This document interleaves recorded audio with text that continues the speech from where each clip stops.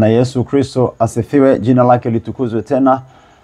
Ahimidiwe Bwana Mungu wa majeshi, mfalme wetu, mwokozi aliye baba wa milele. Nyakati zote ni mwema, wakati wote ni mwaminifu, anakupenda milele, ametupenda Yesu. Baba yangu na Mungu wangu, ninakushukuru. Asante tena kwa wiki nyingine nzuri. Asante, tukushukuru kwa wema wako, tukushukuru kwa fadhili zako. Tunakushukuru kwa huruma zako ambazo ni kuu na za milele. Tunaomba tena ukaendelee kutujaza neema na uweza wako na nguvu zako katika jina lako Yesu Kristo. Asante kwa uaminifu wako, asante kwa ukuu wako. Ninaomba mkono wako tena ukatusaidie, ukatuwezeshe, ukatuongoze, tukalitumikie kusudi lako katika jina la Yesu. Kwa jina lako milango yote ifunguke, milango yetu ya mafanikio, milango yetu yako kutumikia, milango ya kuendelea na safari ya injili. Kwa jina la Yesu, mlango wa mtu anayesikiliza sasa, mlango wake, milango yake yote kwa jina la Yesu, sawa sawa na mapenzi yako, ikawe wazi, ikipitisha baraka mema ya kimbingu kwa jina la Yesu. Asante Baba, tunaomba tutakase, tuoshe, tusamee watoto wako tena katika Jumatatu hii. Lango hili likafunguke na kutujaza baraka na amani na furaha na utakaso. Tutakase, tusamee Baba, tusamee kwa rehema na neema. Katika jina la Yesu ninaomba, utusikie, utuangalie kwa huruma na neema kwa jina la Yesu. Amen. Karibu na Bwana Yesu akubariki na akupe tena neema, ukaone nguvu na ushindi katika wiki kwa jina la Yesu Kristo lenye nguvu na uweza. Na Mungu akubariki. Amina. Karibu. Na jana tulikuwa kwenye ujumbe huu unaosema ufunguo wa kifalme. Ufunguo wa kifalme. Tulianzia jana Jumapili ufunguo wa kifalme. Sasa tunaendelea hatua ya pili. Ufunguo wa kifalme ndio nini? Huo ufunguo wa kifalme ndio nini? Ufunguo wa kifalme ndio nini?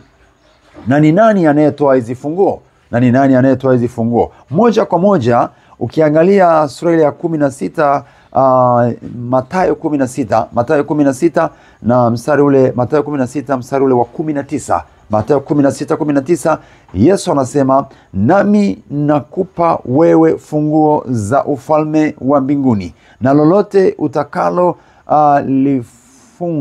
lifunga duniani litakuwa limefungwa na mbinguni, na lolote utakalo lifunga duniani litakuwa limefunguliwa mbinguni. Narudia tena, nami nakupa wewe funguo za ufalme wa mbinguni, na lolote utakalo lifunga duniani litakuwa limefungwa mbinguni, na lolote utakalo lifungua duniani litakuwa limefunguliwa na mbinguni. Moja kwa moja jibu linapatikana kwamba mwenye kutoa hizi funguo ni Yesu. Aliye na hizi funguo ni Yesu mwenyewe. Anasema nakupa funguo. Kwa hiyo yeye anazo. Mimi anasema nami nakupa wewe funguo za ufalme.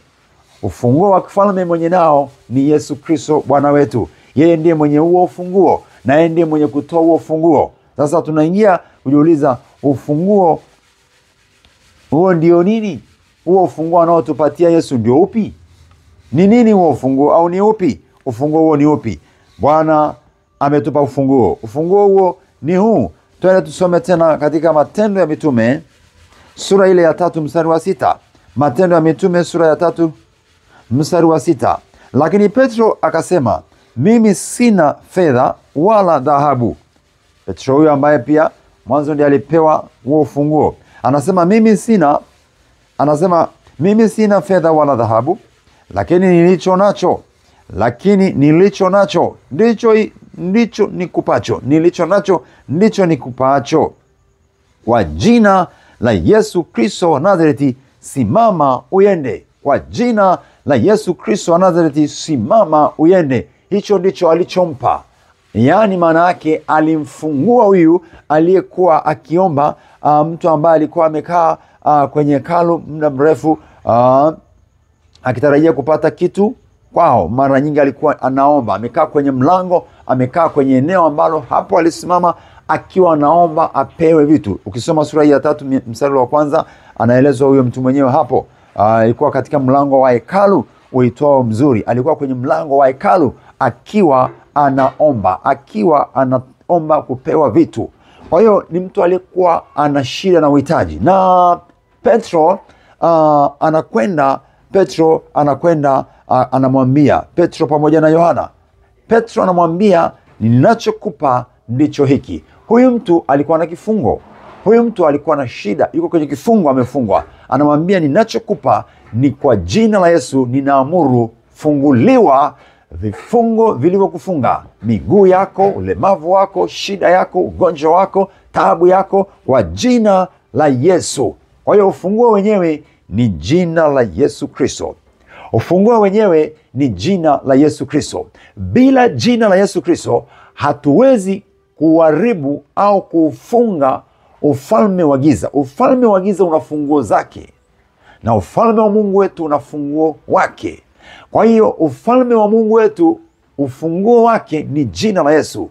Ufunguo wa ufalme wa giza ni shetani, ni mapepo na uchawi. Huo ndio ufunguo. Wanatumia uchawi kufunga watu, wanatumia ushirikina, wanatumia uganga, wanatumia vitu vya namna hiyo, wanatumia mapepo kumfunga mtu. Ufalme wa giza wa shetani, yeye mwenyewe anatumia mapepo, anatumia roho kufunga mtu, kumkamata mtu, kumtumikisha mtu. Sasa ufalme wa Mungu wetu unatumia jina la Yesu. Kwa hiyo ufunguo wenyewe ni mamlaka ambayo inatumika kufungua waliofungwa, kufungua wagonjwa kwenye vifungo vya magonjwa, kufungua watu kwenye kifungo cha dhambi. Kinachotumika ni ufunguo unaoitwa jina la Yesu Kristo, au niseme mamlaka ya jina la Yesu Kristo. Kila ufalme una mamlaka yake, na ufalme wa Mungu wetu mamlaka yake ni jina la Yesu. Ufalme wa Mungu, ufalme huu wa ulimwengu wa roho ambao ni wa nuru, ufalme wa nuru, ufunguo wake ni jina la Yesu.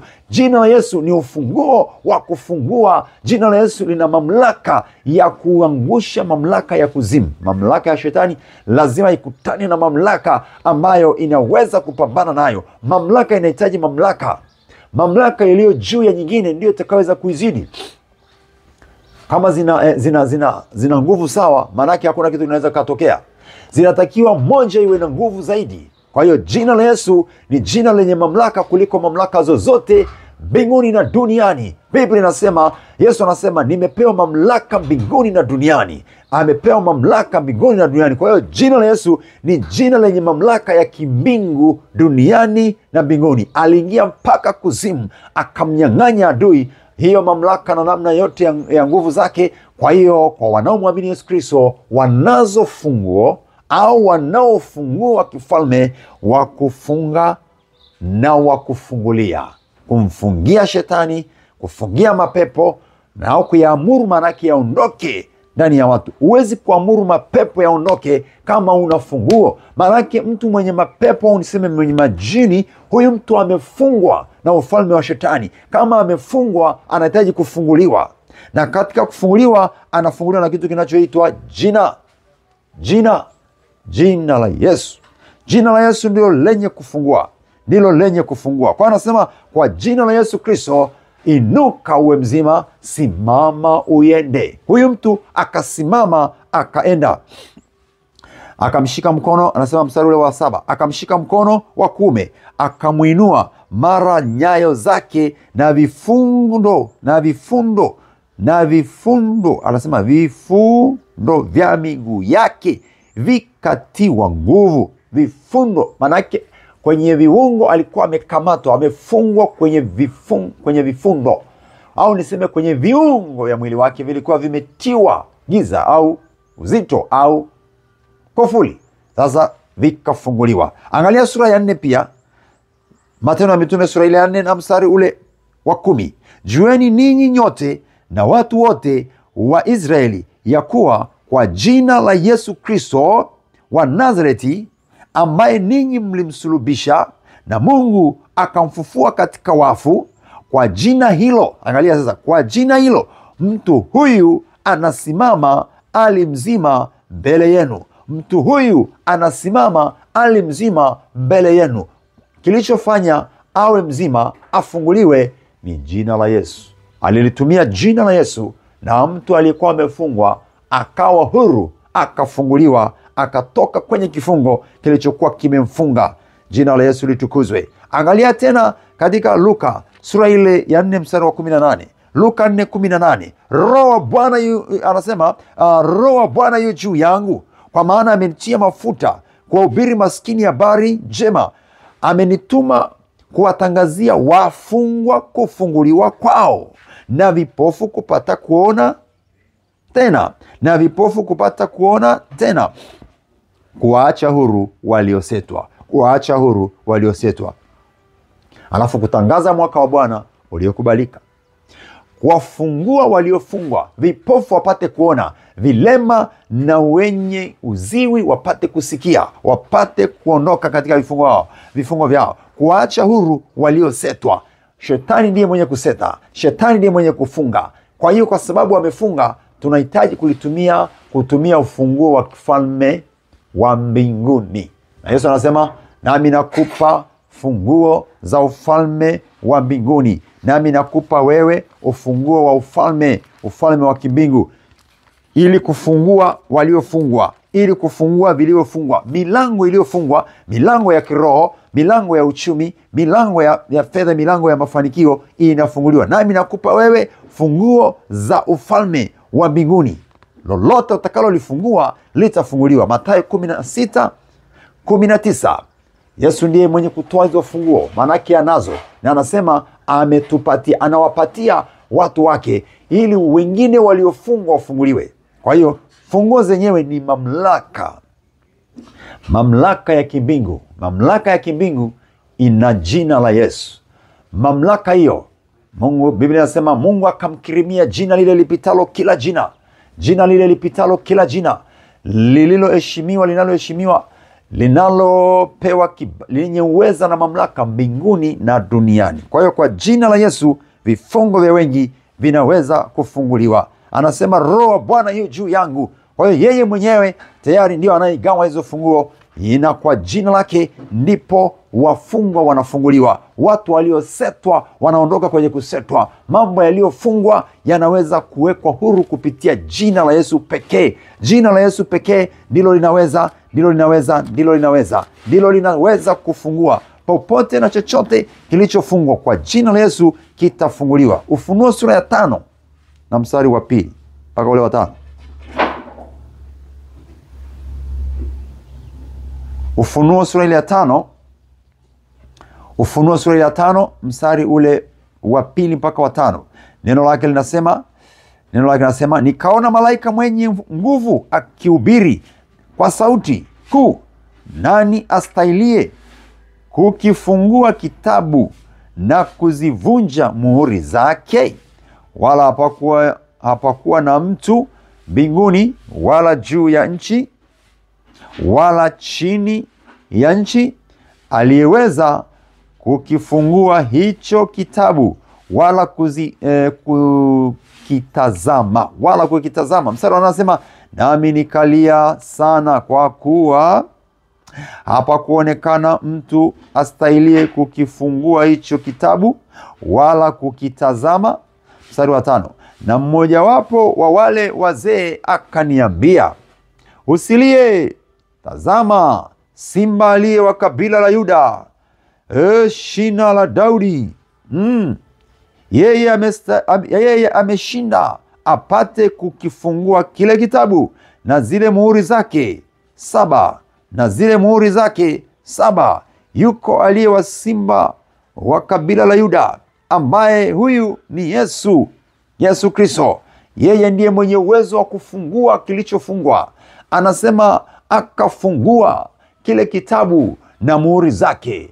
Hakuna mwenye ufunguo aliyeweza kufungua ila Yesu mwenyewe. Yesu mwenyewe. Ukisikia simba wa kabila la Yuda, manake ni Yesu anatajwa kwa jina hilo, simba wa kabila la Yuda, manake mwenye mamlaka, mwenye kutisha, mwenye nguvu, mwenye uweza.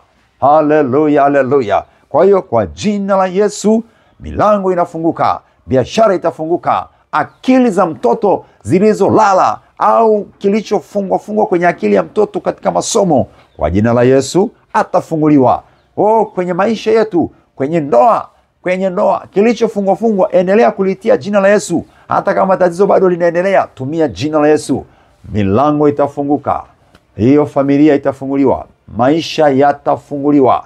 Bwana ataangaza, nuru itaangaza. Yeye ni nuru, ametupa nuru. Kwa hiyo kwa jina la Yesu tunafungua, na vilivyofungwa vitaachia katika jina la Yesu wa Nazareti aliye hai. Hakuna mamlaka inayoweza kuishinda hii. Hakuna ufunguo unaweza kuushinda ufunguo wa Yesu.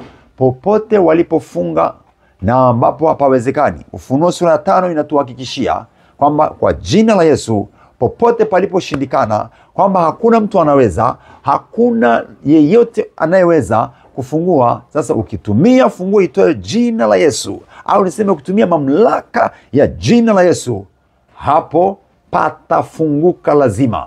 Lazima, lazima. Yesu ametupatia funguo. Fungua.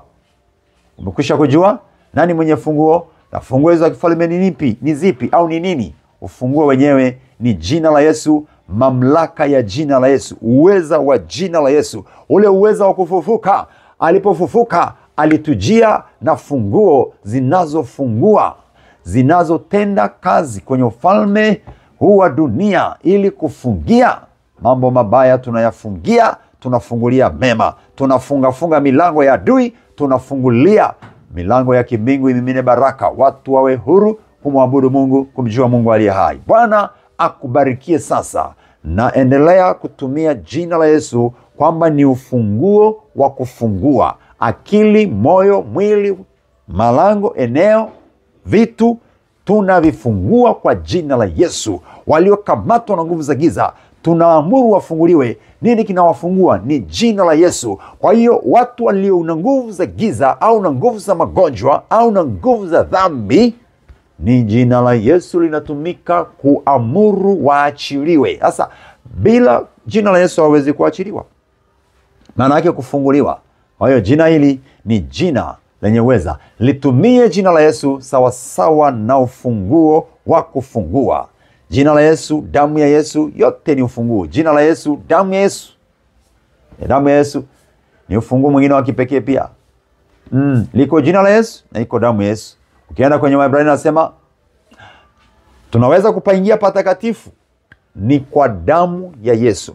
Funguo za kufungua ili kuingia patakatifu, tulipokuwa hatuwezi kupaingia, ili kuingia patakatifu lazima damu ya Yesu ihusike. Sasa lazima na jina la Yesu hapo liwepo.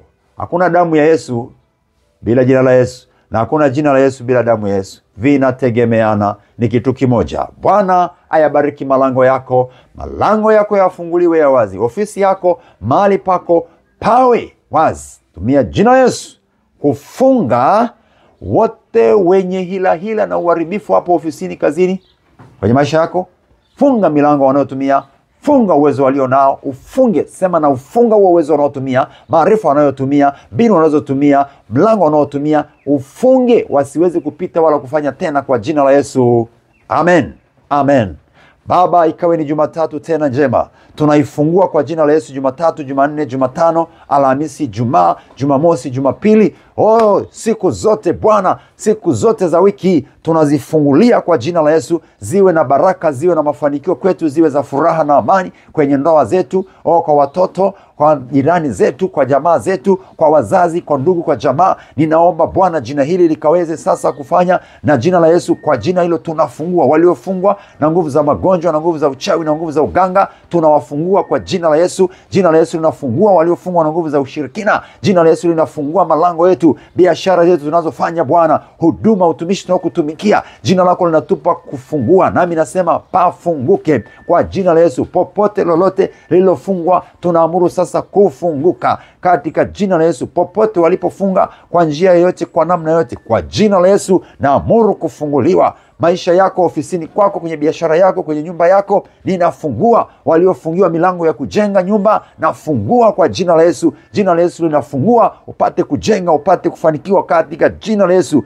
Mamlaka yote iliyosimama kinyume tunaiamuru kwa jina la Yesu kuondoka. Jina la Yesu ni ufunguo, ni mamlaka, ni uweza katika jina la Yesu. Baba, asante. Mponye huyo aliye na shida, na amuru sasa aondokewe na ugonjwa, aondokewe na kifungo, awe huru sasa kwa jina la Yesu na kwa damu ya Yesu. Asante kwa kumponya, asante kwa kujaza neema yako maisha yake, awe na furaha. Furaha ya Bwana ijae kwako. Nafungua sasa mlango wa furaha kwa jina la Yesu. Kwa jina la Yesu nafungua. Wewe uliye na huzuni na uchungu, nafungua, funguliwa kwa jina la Yesu. Furaha ya Bwana ije.